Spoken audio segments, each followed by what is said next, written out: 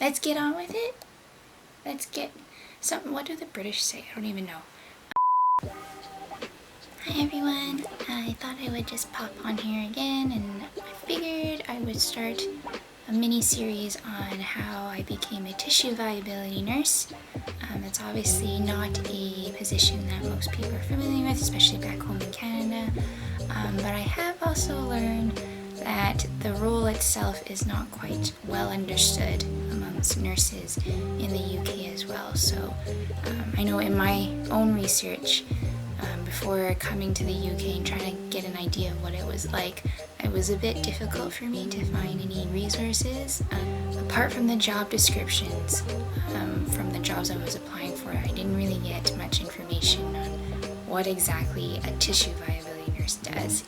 And as such, when I got the role, some surprises came along the way, and yeah, it was a steep learning curve. But anyways, so this first part is going to be about how I became a tissue viability nurse, somewhat equivalent in Canada, and then the next part I'll talk more about how I transitioned into that role here in the UK. So let's get on with it.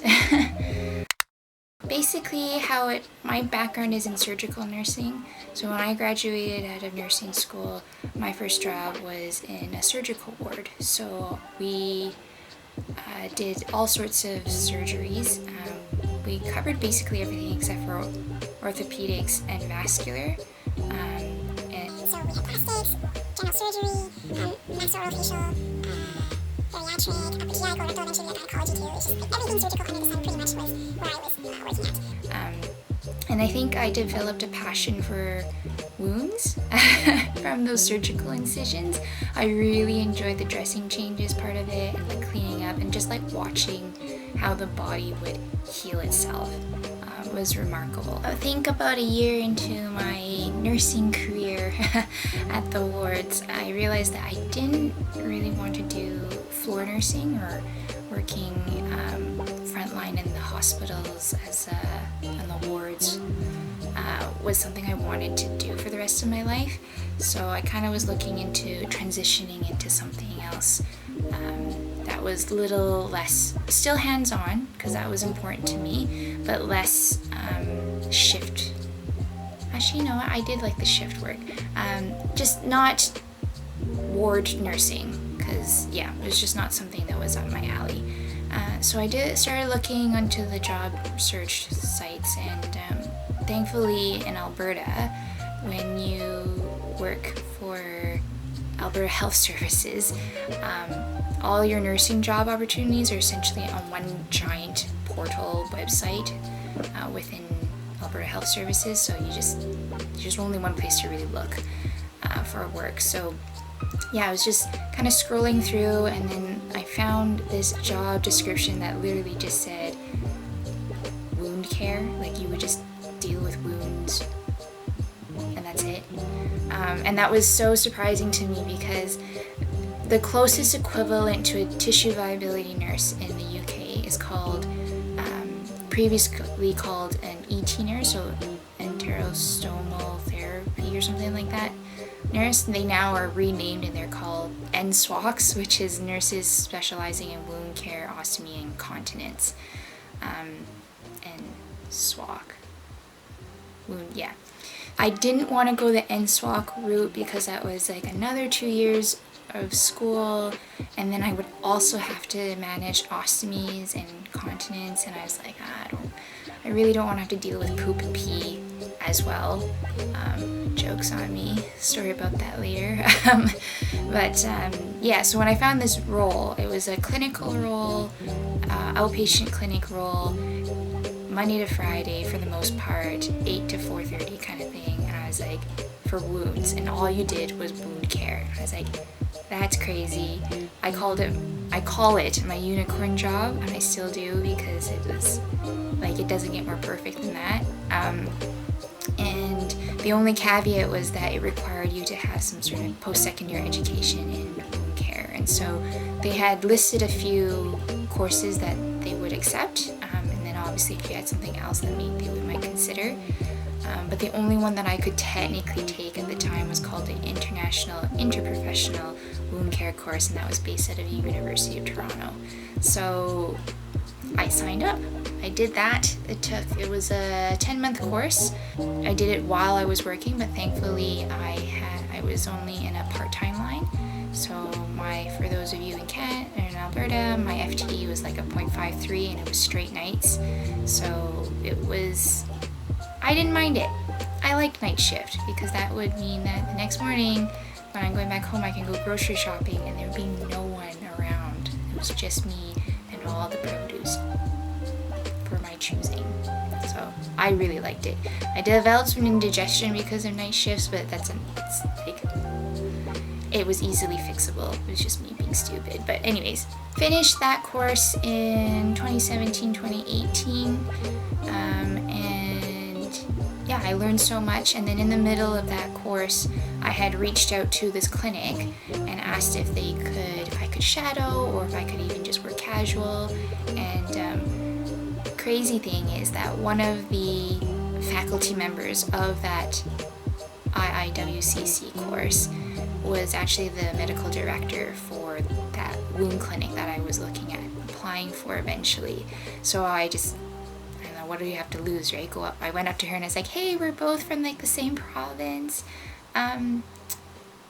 Do you have any contacts I could chat with to like get hired? And then so she like told me the name. I emailed the manager of the clinic, and then we set up a meeting.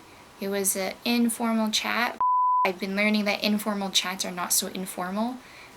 So always be in your A game if you're going to meet up with an employer for any reason or any title, because it's not really just a chat. It's basically an interview. So be ready. Bring your references, bring your resumes, and be ready to answer those typical interview questions, because you never know. And then I got on to casual pretty quickly after that. So the whole process of me getting into this role back home in Canada was surreal. It happened so quickly and smoothly. I can't even.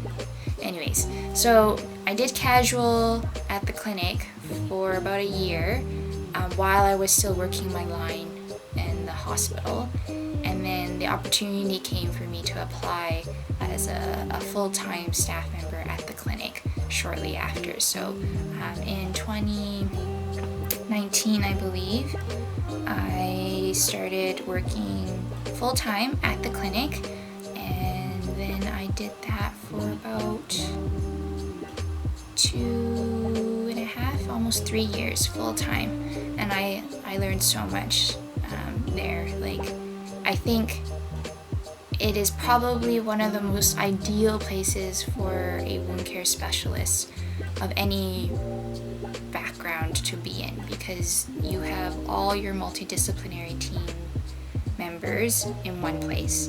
So we had our physios, our occupational therapists, LPNs, RNs, eventually we did have some MSWACs as well that joined our group, all the physicians, so your GPs, your dermatologists, vascular surgeon, we had a orthotist that helped us fit shoes and inserts, we had a dietitian always around, social work was also just around the corner, so if any of the patients had any financial issues, we could quickly tap into that resource and help them get the funding they needed to get the equipment that the patients would need to make sure their wound wouldn't come back. So obviously we had a very multidisciplinary approach to how wound care was managed back in the clinic that I was at in Canada.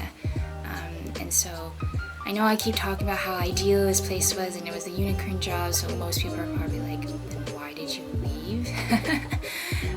Long story short, I think I just felt like I needed to be challenged, but it wasn't just in my workplace or the work aspect of my life, but I think just in general my life situation at the time was like, this is probably the best time to try something different if I ever want to do that in my life. So we can go into that another time. That's also another really long story. Yeah, so that is my journey of how I became a wound care nurse back in Canada, and that made a huge difference in setting me up to find a position as a tissue viability nurse here in the UK.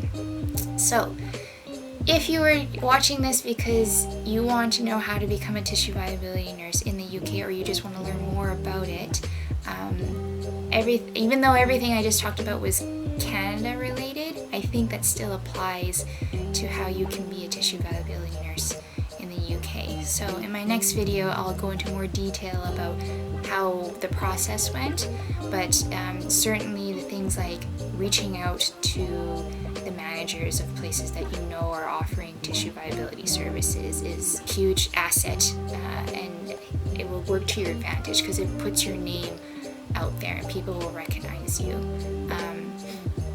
Getting more education. There's several of universities that are offering, I think it's like level 6 or level 7 courses in tissue viability, so get yourself signed up for that.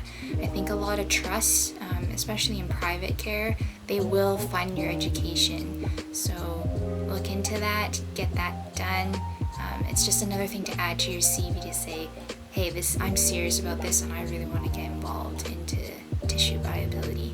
And shadowing. I think shadowing is a huge asset too, because again, you get your face and your name out there, people know you're serious, and then that tissue viability nurse that you're shadowing will also know that you have an interest in it. Yeah, I think the number one thing is like, don't be afraid to ask and really put yourself out there. You won't get anywhere if you don't say anything. Tell everyone about your desire, and if it turns out you don't actually like it, then that's fine, but at least you did the steps towards it and you're really trying to work towards gaining more experience in it, and knowledge in it. And I have not met a single person who does not appreciate someone who takes initiative. So if you can show initiative, you're like halfway there, in my opinion.